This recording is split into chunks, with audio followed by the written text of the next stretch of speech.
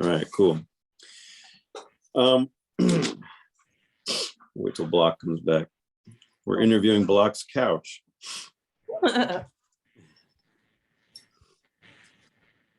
So what's the weather like over there, Alessandra? Well, I feel a little bit like ridiculous now because I've been moaning about the rain, but if it's really heavy snow where you are, it's poor weather, but we've had a really good winter so far. So yeah, well, we actually had an autumn. We usually have about 2 weeks of a pretty looking autumn, sometimes in September, and then once October hits, the snow hits and it's winter. But I mean, we had an autumn that lasted throughout just about the entire month of October. Wow. And it was beautiful. My gosh, Anchorage in fall is beautiful when you can actually enjoy it for more than 2 weeks. But yeah, we just got our big snow dump last night, so that's what's happening. Well, thank you both for taking the time to be part of this interview process. This is part of what we call Anchorage Theatre People. And obviously, Alexandra, you're not in Anchorage, but you're in the UK, right? Yeah, London. In London, all right. And we have Dave Block here. Alexandra Spencer-Jones is one of the writers of Constance and Sinestra and the Cabinet of Screams, the show that we just closed on the 30th of October. It was part of ACT's Halloween series. We did Dracula, a radio play, and Constance and Sinestra as part of that package. And we produced Constance and Sinestra back in 2019, and it was directed by Dave Block. And when this play was brought to my attention back in 2018, it was brought to me by our former board member, Carl Bright, who had seen a West High production of it and loved the music. Somehow he got a hold of the music and he would sing it at home with his daughter, and they just loved it. But of course, I had no idea what this play was about. He gave me the script, and scripts are, musicals are a little bit hard to decipher just on paper. So I was still kind of like, what is this? I don't know what this is. So I ended up just trusting the people behind it, including Dave Block, who stepped on as director, and to see, I trusted them that this show would be a good one, and it was. But I'm more interested in learning about. Well, I'd like to start with you, Alexandra. Basically, at the beginning, where did this idea for Constance and Sinestra and the Cabinet of Screams even come from? Thank you. That's a question I've asked myself many times. So actually, it is interesting because my musical collaborator on the project, Patrick Gleason, was training as a stage manager at the time. He and I studied at university together. He was like a sort of Cambridge University prodigy who didn't really speak to that many people, but wrote this most incredible music, high scholar in philosophy, designed robots. He's a very eccentric man. And we had spent our university life as 18 and 19-year-olds together. And so we were dear friends. When we graduated, it was very clear that I was going to go into theatre professionally as a director, but he wasn't going to go into theatre. He was approached by IBM to build computers and to write software systems. But I convinced him during all of that, those first couple of years as a young director, to write the music for my shows. And so without exception, for the first 3 or 4 shows, 5 shows I wrote or created, even Shakespeare that I was working with, he would score them. And so this particular summer, we decided to take a group of 22 actors in rep to the Edinburgh Festival with a view to showcasing a piece of Shakespeare that we'd made. We'd staged a very sort of cyberpunk, albeit fringe standard, Titus Andronicus. And the same company would also play my all-male at the time version of A Clockwork Orange. And so, if you like, we had a dilemma because we had this amazing cohort of people, but there were female identifying artists in the cast of Titus that didn't have a second show. And so they all kicked off and said, well, we want a second show. And we had no budget, and we had no facilities and no time. And so we promised them we'd write something for them. And I spoke to the people who ran the venue, and they said that they had this little weird found space, like a sort of broken room at the top of their venue that we could take ownership of and not pay, if you like, a theatre hire for. We'd make no money from it, you understand, at all. It would be all their profit, but it would be all their risk. And so Patrick and I sat together and went, we've got 3 weeks. What do we write to these girls? And there were a few in the company that were musicians, even though the bulk of the work we were doing was physical theatre. Myself included, though I was directing the other 2 shows, I come from a performance background as well. And so all of us just put our sort of thinking caps on. And I said, if you had to write a play now, what would it be about? And he said, Wednesday Addams. And I went, okay, me too. Wow. Okay, I'm obsessed with Wednesday Addams. And he went, what if it was like loads of Wednesday Addams? I said, what? What, like more than one? And he went, yeah. And I went, like sisters? Like there's no Pudsley Addams. It's like Wednesday times 2. But one of them's okay and the other one's not. And then it turns out the one who's okay isn't okay, and the one who we think's weird isn't weird. And he went, yeah, but like they live in terrible circumstances. I said, like Lemony Snicket, or like some sort of disaster zone. Like they live precariously, like they're going to die at any point. And he said, yeah, like it's going to collapse. The house is going to collapse. I said, yeah, it's on the edge of a cliff. And so then Patrick hates musical theatre, thinks it's really artificial.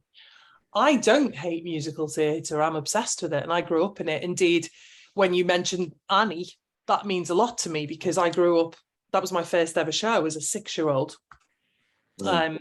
professionally. And so between us, I convinced him that it wouldn't be a musical, but it would be a play with songs. And so he said, okay, sure. Well, that feels okay. I said, and we'll have a rule. So they never sing for no reason. They only ever sing because they have to sing. And by that, I mean, they're so passionate in that moment that it elevates into song. Is that okay? He said, yeah. And so we then sort of wrote most of it online. I was in Spain at my family home with my parents, and he was in London. And we wrote most of it through Skype. And though it's complicated, it's never been as straightforward as Patrick wrote the music and I wrote the book and lyrics. That's how we liked it. It's a bit weirder than that. He's the composer between us, but I'm also a muso. He's a genius. He's very gothic himself and very strange-minded. And so we definitely blurred lines as we were writing. And so we went through a few different versions of it, and actually it was picked up and sort of platformed immediately from that first Edinburgh Festival. Ironically, it became the biggest hit of the 3 of them. It won us a couple of awards. It transferred to London straight away into the new Wimbledon Theatre, whereby we got a little tour out of it to start with. And then we did a festival circuit, and I wrote a couple of extra songs. Patrick put together a bit more through a score, and so the version that you put on is our sort of latest. It continues to change. It continues to grow. In the UK, we've done a few different versions of it. We've done it through actor musicianship, where everyone in the cast plays a multitude of instruments. Yeah, I saw that one. It's Yeah, very that was cool. really, Yeah, I mean, Dead Mum has always been ideally an instrumentalist. mm, Hale has always been in our productions a multi-instrumentalist, because obviously he doesn't really speak. He sort of barks, or they bark. I'm giving him gender like he's a real boy. But that musical language and the idea that the only thing that links them to the past, if you like, is that sort of connection with the music that their parents gave them, and that sort of pervades the score. And so, I mean, thematically, a lot of the references in the piece come from my own lived experience. I sort of genuinely identify as a sort of split down the middle version of those two girls. I struggle with clinical OCD. And so my understanding of that as a teenager was that I was super organized and a bit obsessive, but not, it wasn't a clinical problem. But I keep things in color order. I have a very unique way of keeping things neat to make sure that everything else in the rest of the world makes sense. So that's where you get Ophelia's eye collection, Constance's cabinet. yeah, that is interesting. Cabinet, but also I'm an only child, and have always had the intimacy of the relationship with my parents, but also the responsibility of my parents. And from a lived experience point of view, it's fascinating, really, because Constance's relationship with her parents comes directly from my relationship with my parents. But since the creation of the piece, I've lost my mum, and it means something different to me now than it did when I wrote it. But yeah, it's very close to home in many, many ways. I'm a baker. I'm obsessed with baking. I bake to make issues disappear. And so there's a lot of truth going into the fantasy with these guys. My parents used to tell me some of the stories that come into it, like the Hereford reflects on a terrible boss that used to whip him from a wagon. That's real. Things like that happened. My parents went strawberry picking once when they were hitchhiking and were micromanaged by such a man. A lot of the references in there, like having a tree growing in the hallway, all real, all from real things that happened. All the names in the piece come from my lived experience as well.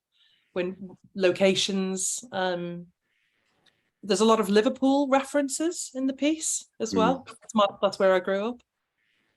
But yeah, hopefully that sort of covers it. It's the Addams family, but with a very real and sad little connection within the family. And it devastates me, to be honest, now. If I listen to the music now, it devastates me.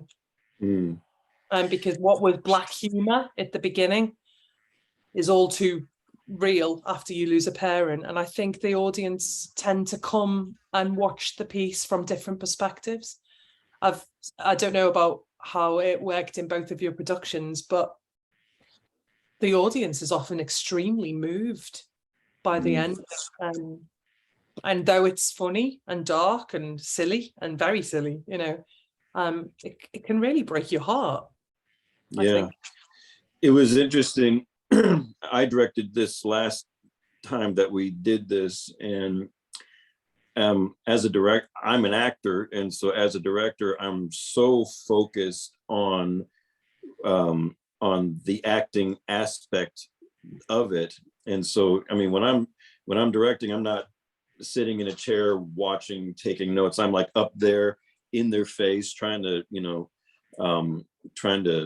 see if I get anything from the material or at all. Yes. And I did find so many things from the piece that is just so relatable to anybody, you know what I mean?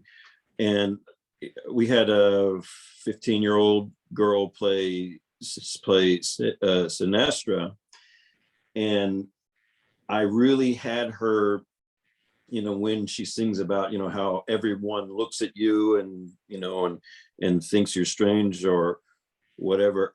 I said, I want you to look out at the audience with your black eyes and condemn them all, because the way that she feels is how we sometimes deal with other people rejecting us, you know what I mean? And I said,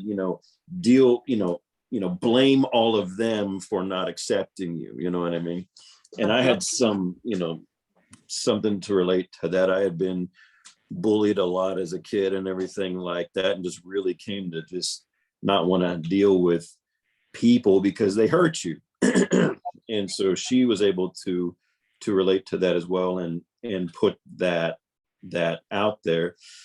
And the thing with Constance, was also a 15-year-old actress, really good dancer by the way, and you can actually tell by the way she moves on stage as Constance. She just is very, very graceful. But I talked to her and I said, Constance has lost her mother, but how in the world can she, deal with the stages of grief and let her go when her father has selfishly put her there? She's just there all of the time. And I said, explore what that would be like, and you're talking to her and you're still saying, you're not doing anything for me. You are not, you have abandoned me. You have left me here, and here you are. And I just, you can't do anything. And then the mother, I cast a pretty new actress named Ashley Wilson, and she's really new at acting, and she has done, she's raised her kids for the last 10 years. Wow. And yeah, and so actual mother playing dead mom, that's amazing. Yes. And I said, wow, imagine how it would feel that your children are suffering and you're standing right there and you can't do anything about it. And she was like, oh yeah, I'm there. But yeah, there's just so many things. I mean, yes, the play is silly and weird, but there's so many things that we found that were so easy to relate to. It's very simple, yeah. And I loved looking at the pictures, by the way. The pictures from the production looked insane. They were so beautifully done. And I saw some graphic artwork that had been made as well. It was beautiful. Yeah. So beautiful. Sophia Eggleston, who played Mr. V, she is an artist, a cartoonist, and I said, listen, can you make one for Constance and Sinestra? And she did. We actually have it on hoodies and t-shirts. If you want one, I'll send I would love one, and I will wear it everywhere. Oh my God, I would love that. Cool, yeah, cool. Definitely. Lovely. So Dave, on to you. I mean, yes. You really brought this production to Alaska, or maybe to the United States. I don't know. How did that happen? How did you discover this play? Well, you say that, but honestly, I can't really take credit for that. It really was one of my students. I was at the Fringe the year that it there, and I brought a group of students, and we were performing as well. And during the off time, the kids would get to, go see other stuff. And a lot of times, as Alexandra can attest, when you're in production there, oftentimes the shows you get to see, if you're scheduling your own performances for specific times of the day when you think you can get big audiences and so forth, the times of the day that you can go watch shows are often at odd times of the day, late at night or whatever. And so the kids saw Constance and Sinestra, and they came back and to believe things. And they were just over the moon about it. They were crazy about it. And they went back, and I think they saw it a total of 3 times or maybe 4 times. And they talked to cast members afterwards, and all of that stuff. And they came back and they said, "We absolutely have to do this show." And I said, "Well, what is it?" And they told me, and I said, "Yeah, no, we're not doing that show. That's just too nuts." And I don't even know if it's appropriate for high school, and all these kinds of things. So we get back to the United States, and one of the kids, Susie Snyder, was just still championing this show. And after a time, I said, "Okay, Susie, if you want this show so bad, you contact Alexandra and get the ball rolling." So that's kind of what happened. And eventually, about a year later, after we saw it in Scotland, we performed it at West. And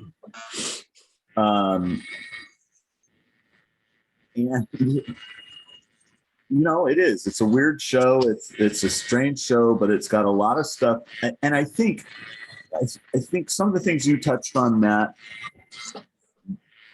and also Alexandra, you were talking about from the position of like an adult child of parents who are going through stuff and all. But I think from a teenager, when we saw it at the Fringe, it was all adults playing the roles, But when a 15-year-old is part of Constance or Sinestra or whatever, there's that other perspective there of people are bad, and all of those lines that keep coming up throughout the show, kind of overprotection of mom, and all that stuff. These kids really hooked into all of that stuff. And I'm dealing with theater kids who I think often feel like a marginalized group because they are weird and they all have blue hair and different identification, all of this kind of stuff. And they could really connect with the 2 girls. And even Hereford and Hale, those 4 are kind of the weird theater kids in some way. And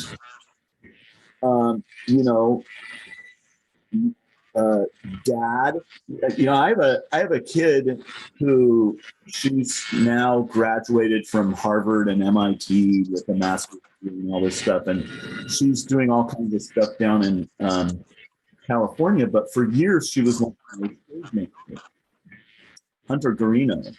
She actually went. I think she may have gone on that exact trip to Scotland, as a matter of fact. Anyways. She's been here since she was 7 or something like that. And when she was in her 20s, she was stage managing a show for me. And she told her mom was driving her around, and she told her mom, "I need to be, we have a 7 o'clock curtain, call us at 6 or something like that." And her mom said, "The show doesn't start till 7. Why do you need to be there so early?" And she said, "Mom, I'm the stage manager. I have to be there before anybody. I have to unlock the doors. I have to do all this stuff." And it was, she'd been doing this for 15 years. And her mom still didn't get it. And I think a lot of these kids, when they tell their parents, "I cannot be late. I need to be here on time." And the parents are like, "Well, we're just going to go do this first." The kids are like, "My parents do not get what I do. They do not understand what my responsibilities and obligations and stuff are. They just don't get me as a person and, you know, what it's all about and stuff. And when you look at Dead Mom and Dad and all of that stuff, they kind of fill that role of the parent that doesn't understand the kid and all of that kind of stuff. And then you've got these weird kind of predatory creatures that are, you know, the bakers and, you know, all that kind of stuff. And the kids could really latch on to a lot of the stuff that was going on in that show. And they loved it, you know, and they were like, they didn't care. You know, I had Susie as Dead Mom. At the beginning of the show, during pre-show, we had her propped up on stage the entire time as audiences were coming in. And she was frozen the entire time. Wow. Half an hour or whatever, just sitting there. So when she opens and she started moving, the whole audience gasped because they didn't know she was real for, you know. And so it was really Susie that brought it to my attention and kind of brought it to, and then, you know, I try to listen to them, and we agreed to do the show and we did it and it was great. And everybody came out of it doing the same things, humming the music. Everybody comes out humming da da da da da da da da da da da da.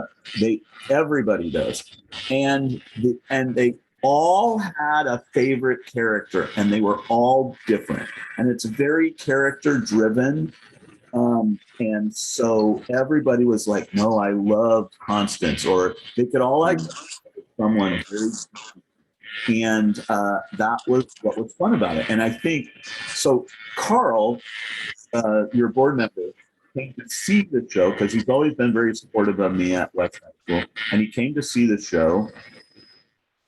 And that's what happened to him. He came out identifying with the characters and singing the songs and stuff. And you know, the music was all, for the version that we did, the music was all pre-recorded, the pre-recorded tracks. And he said, can I get a copy of those? And I'm like, I don't think Alexandra will mind yet. Here you go. And then he was like, I just want to do this show. He came out immediately saying he wanted to do the show. So it was, that's kind of the genesis of it.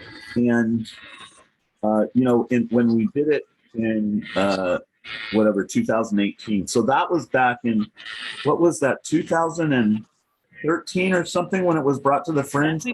2011. 11. Okay. So we did it, we thought in 2011, we did it in 2012, and then we did it, I directed it again at ACT in 2018 or whatever. And at the time, I was going through losing my mom, and so I had some perspective there. But what was great was I was able to bring Susie back, and she was able to be in the show again, and she played Dead Mom again.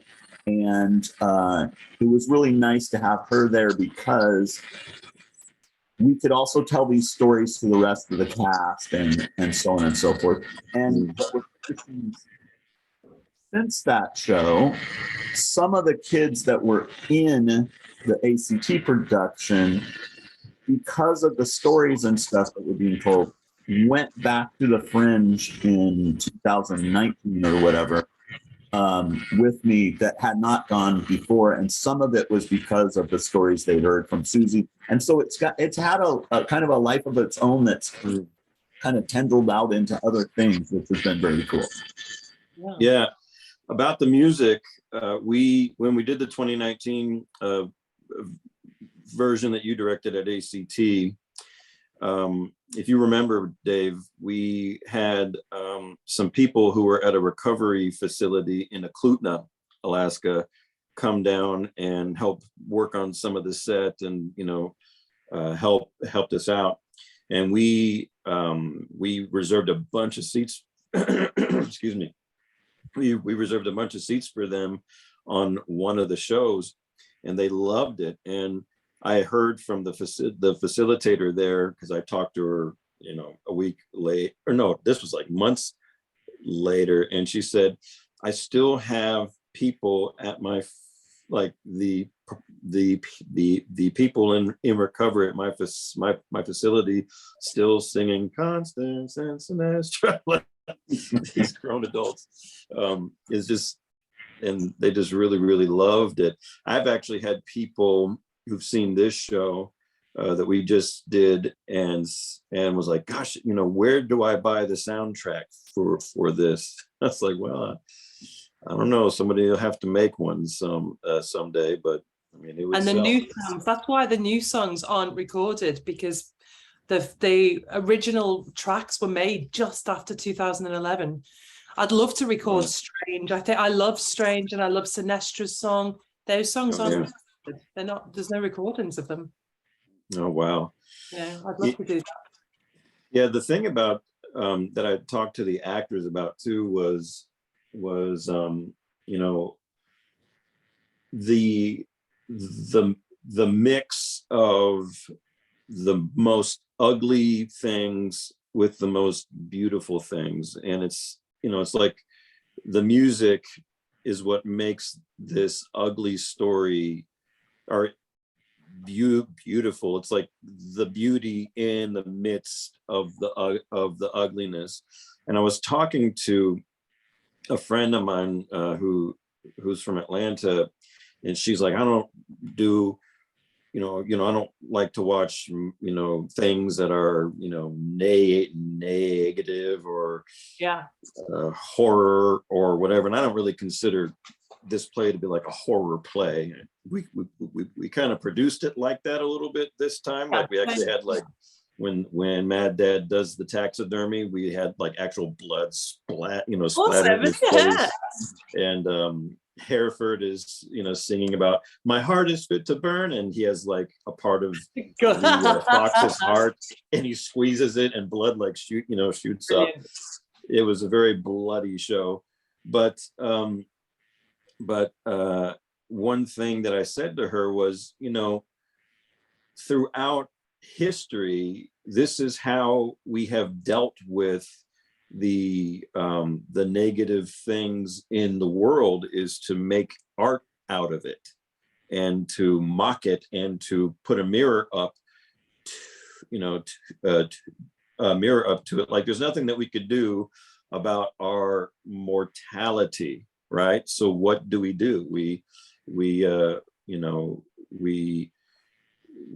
deal with it by making something like Constance and Sinestra, you know what I mean? And I mean, that's been the way it's been since storytelling first began, I believe, you know? And so that's why I felt like, you know, some of these things that you might think are like a negative thing, they're actually pretty important, and they show how we deal with the world, the good and the bad and the ugly. Well, it's very interesting to listen to very young people's perspectives on it, because I've had 6-year-olds come and see it, quite mature 6-year-olds, you understand, but 6-year-olds that have reflected about death not being as scary as living at the end. Yeah, interesting. We had our Sinestra got pretty aggressive during once the production began. It was, you know, like one of those things that the actors don't show you during the rehearsal process. And so when I said, you know, really direct this song Strange at the audience, she actually like jumped into the house, like into the audiences, and like it was like right in, you know, in their face. And I was like, okay, well, that works for you. Amazing. It sounds so good. Yeah, there's a few little kids I would love scared. to see it. I would love to see anything that you've got of it. Sure, I'd love to, yeah. Yeah, absolutely. So as I mentioned before, I had no idea about this play, but you know, Carl Bright brought it to us. He was on our play selection committee for a while and didn't really know. I couldn't really tell what it was about until I actually started seeing the rehearsals that Dave was putting out with the actors. But one thing I took note of in the back in 2019 was that the designers who did the lights and the sound and everything, and even myself, they stuck around to watch the show almost every night that it ran.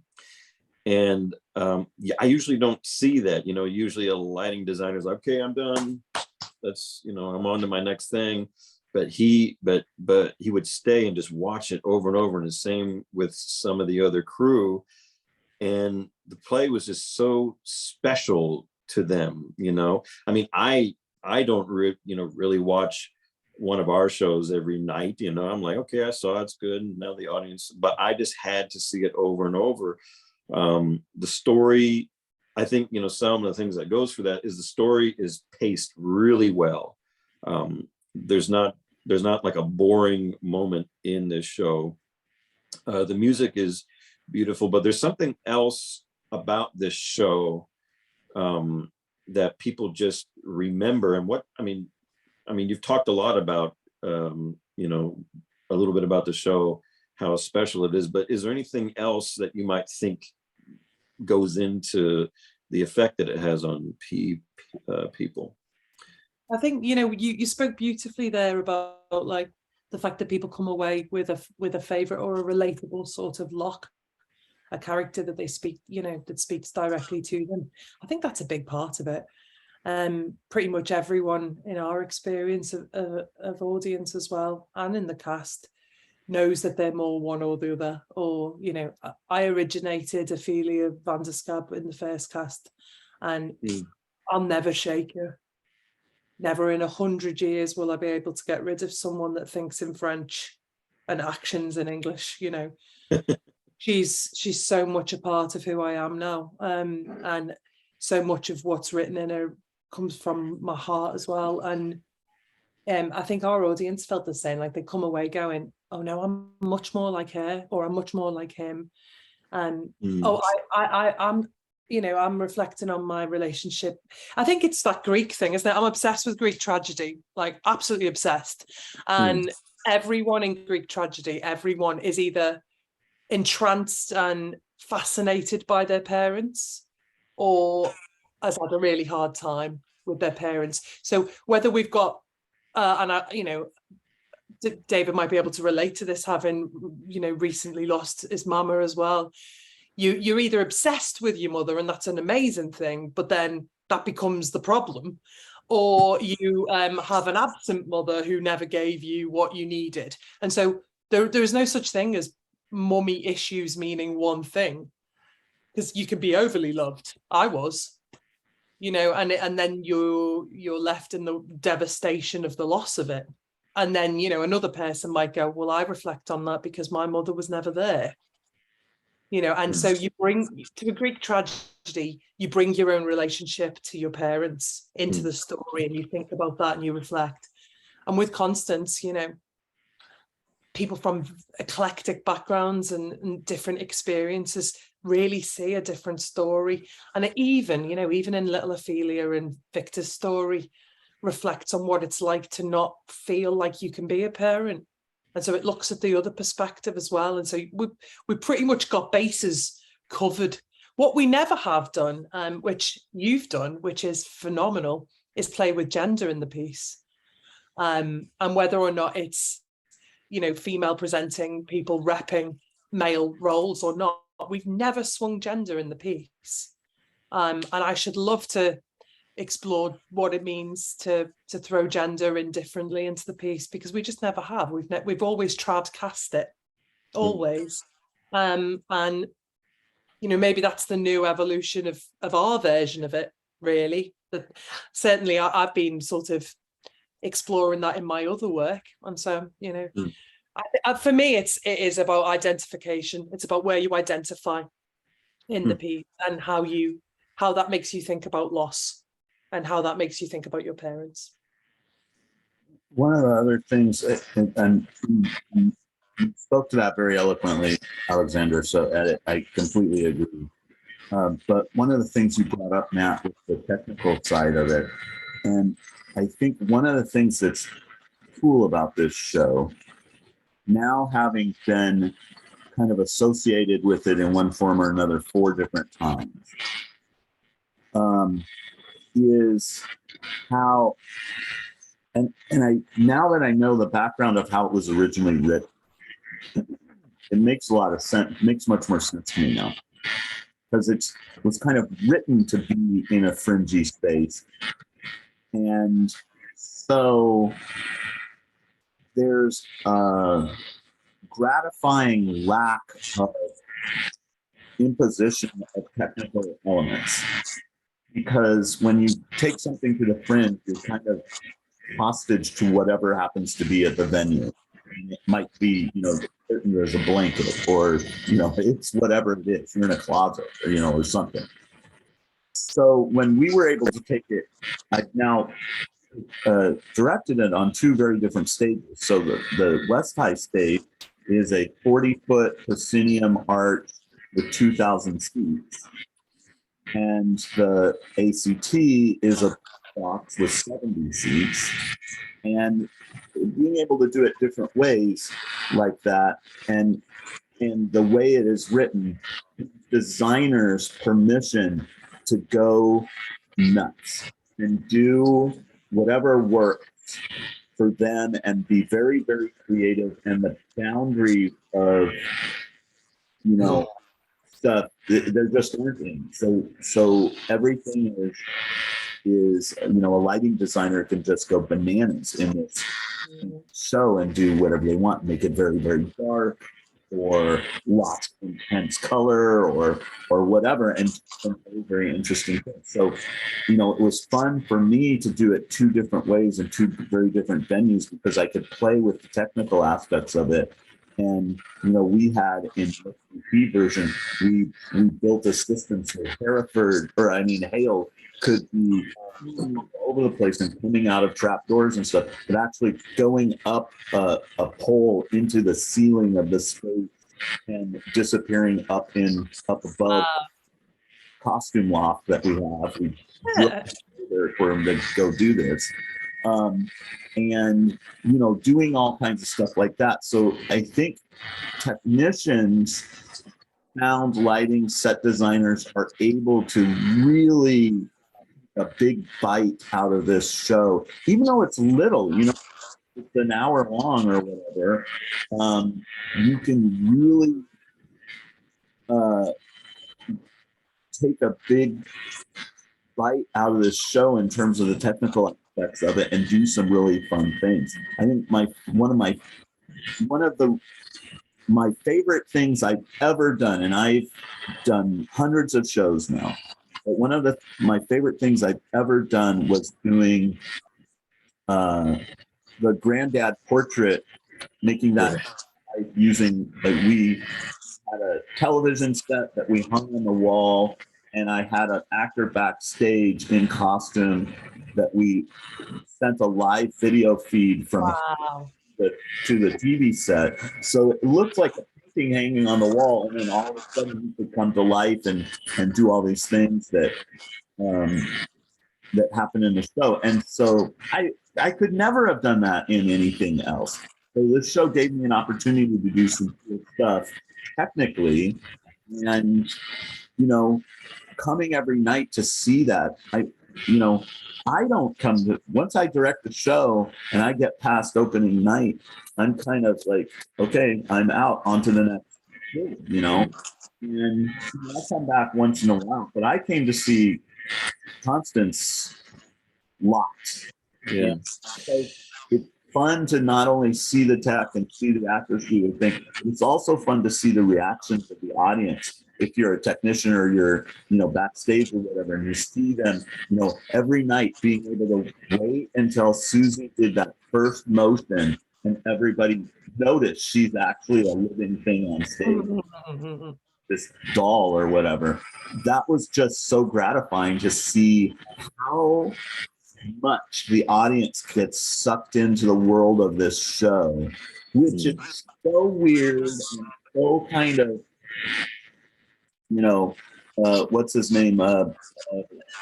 Burton-esque, and all of that kind of has that kind of quality to it and stuff. But they're just riveted by what they see on stage, and some of the stuff is really little, and so having it be in a intimate space, like a fringe type space, I think really makes the show even better, because they can see the eyes and, all of this kind of stuff, which you can't see in a big arena type setting.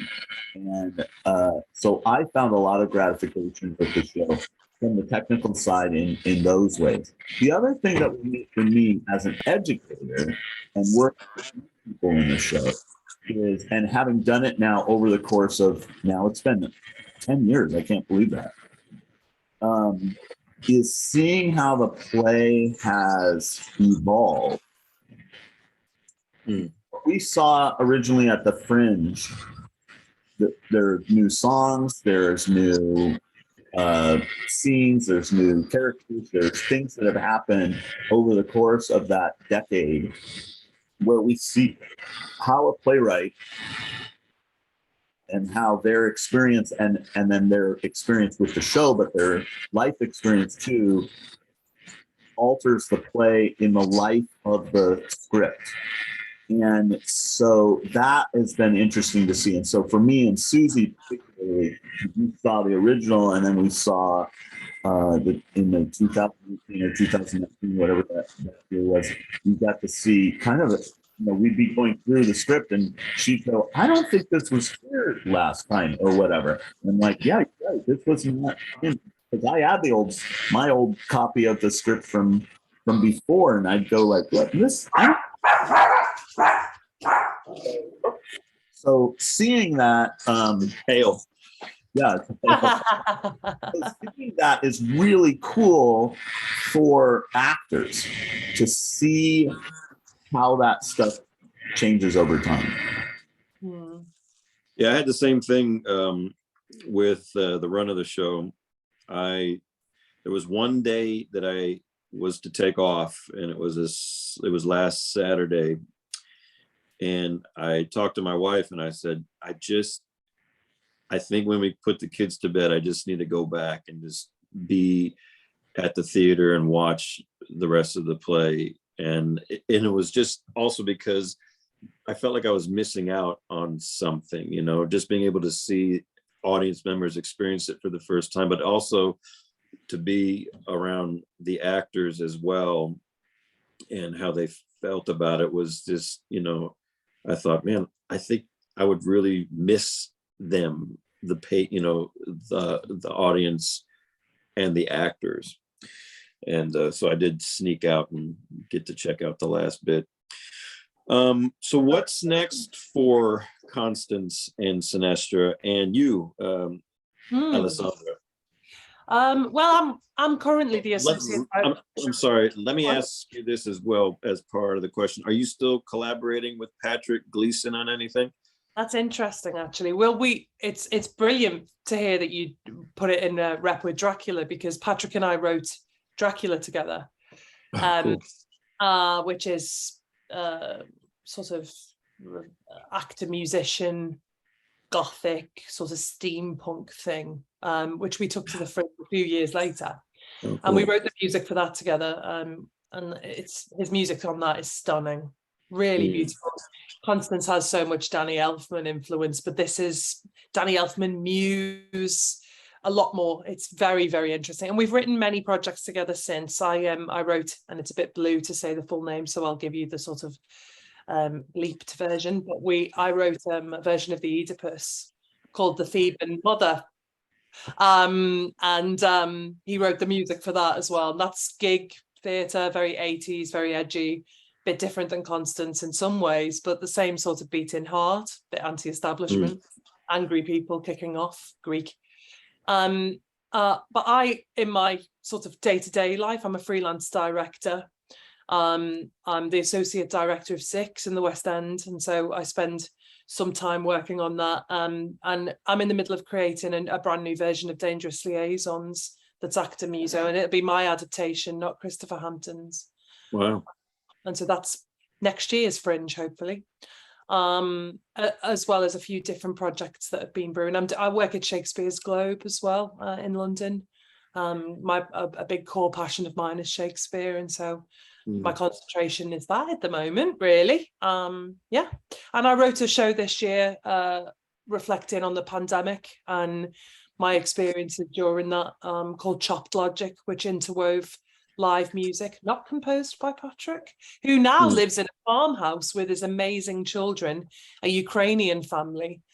And he's still inventing and still writing, but I think a little less music than he should be writing at this moment in time, if I'm honest. But yeah, the next step is Dangerous Liaisons, very grown-up version of it, with a string quartet and dubstep. So it's sort of like trance strings. So yeah. Well, it sounds like you are just moving on to all of these new things, but what you and Patrick created is you have still left with us.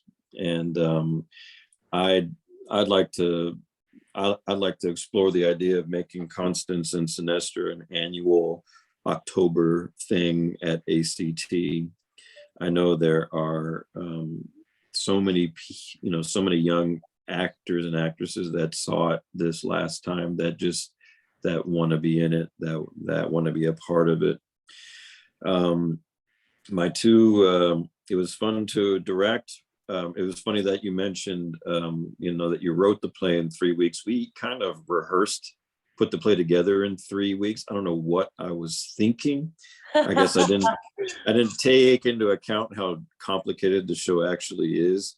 And man, I put those actors through hell the last week for sure. But my two leads adored their role. Bronwyn, who played Sinestra, and it was kind of funny because we had a different Bronwyn play Sinestra in 2019. So wow. I guess you might have to write in like the small print on the script, only girls played by Bronwyn play Sinestra. But she shared with me that it was the biggest role she had ever been given yet. And so this was like her first real role that she had been offered. And shush. Sorry. Oh, I thought it was Block's dog. So it's your dog. That's cool. Lady Bonnie Macbeth. She's not taxidermy, sadly. So well, maybe one day. Well, anyways, I think we could probably talk forever about theater and this play especially, but maybe some other time. It was really, really great to have you. It would be worth sharing, how honoured I am that both of you took such interest and care over the work that we made. It's a hugely moving thing to hear your reflections, and certainly those of your younger cast's experiences. Oddly, the little girl that I had in mind, who's not a little girl now, she's studying at Yale. When I wrote it, was called Bronwyn. Would you believe that? Oh wow! What is? Who went on to play Juliet for me and played Electra for me as a child and had Sinestra's energy, and it was a running joke when she was old enough she could play Sinestra and Bronwyn Palethorpe. That's so strange. Wow. But hearing the reflections of your cast means so much to me because, as I said, that the role that I played in that piece will stay with me for the rest of my life. And to think that they even had anything like the experience I had doing it, and that you two took such care and love over the work that we made together, means more than I can even communicate. And so thank you. I'm really honored. Yeah. Well, hopefully you can make it by to Alaska sometime. Oh, I would love that. And I'd love to come and be there to see it. That'd be great. Amazing. Well, we'll all be in touch, I'm sure.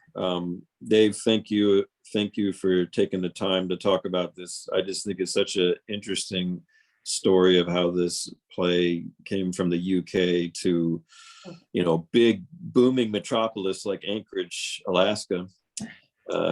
where theater is, you know, is the top. But anyways, folks, well, I thank you. And I thank all of you in the Anchorage community and abroad for viewing this Anchorage Theatre People episode. Constance and Sinestra. We have co-creator Alexandra Spencer-Jones and the man who's directed it the most in Anchorage, Alaska, David Block. Thank you for joining us. I hope you all have a good day. Thank you. Thank you. All right. I'll stop the recording.